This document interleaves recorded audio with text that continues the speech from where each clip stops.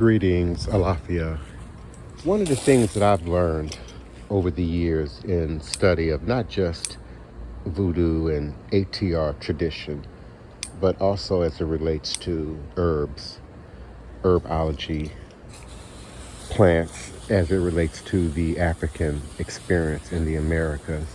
And so one of the things that I've discovered over the years is that a great deal of our food and our produce here in the New America is a direct transplant of things that we brought over, that we cultivated from West Africa.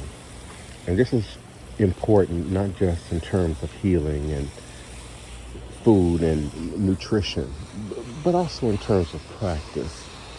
When we look at Ifa, Akan, the Voodoo traditions, and their modern manifestations here in the West.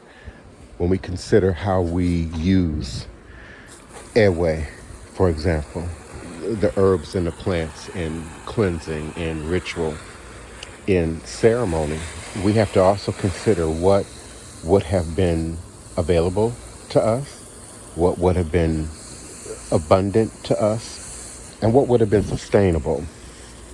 And so we look at our plants from a very different perspective when we think about medicine, when we think about ritual, when we think about healing. We look at them as living, breathing deities unto themselves. They are indeed a god, a Orisha, a Loa, unto themselves within the very body and essence of the plants, from the root to the flower.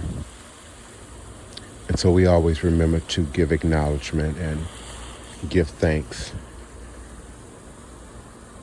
and show great care for all manifestations of life, to include our trees, our plants, our herbs, our produce, our healing organic matter created here in nature.